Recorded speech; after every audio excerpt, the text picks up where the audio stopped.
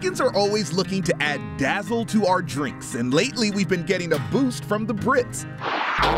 First up, spreadable alcohol. made popular by UK company Firebox, Brits are spreading whiskey and gin over their breakfast. Now Americans can't get enough.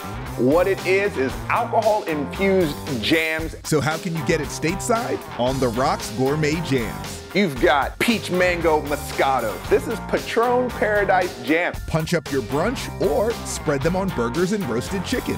I'm gonna use the Jazzy Sangria. Oh my gosh, can you taste the alcohol? There's 3 to 5% alcohol per jar, and for $7, you can get them at ontherocks.com. Next transatlantic alcohol trend, boozy teas. The second most popular beverage in the world, and now it's getting an upgrade, alcohol-infused tea. Made popular in the UK by Novel Tea, they make teas with spirit like Earl Grey and gin. Restaurants in the US serve their version, but You can't find it on the shelves, but we're gonna show you how to make some alcohol-infused tea yourself. We're gonna take a good rye whiskey and some chai black tea. it's 1 cup of alcohol to 4 bags or 4 teaspoons of loose tea.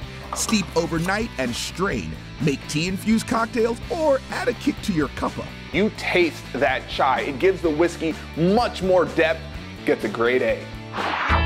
Our final concoction from the Commonwealth, hooch for your pooch. Alcohol for your pets. Okay, I'm kidding. It's not really alcohol. UK company Woof and Brew make cocktails for your canine that are full of vitamins and nutrients. While you're having your beer, they can enjoy something too. There are US companies like Bowser Beer that have 3 packs of Bark Brew Ale for $14.99. One for you, one for me, bottoms up. For complete recipes and a list of products, head to thelisttv.com. Booze getting the royal treatment on the lowdown.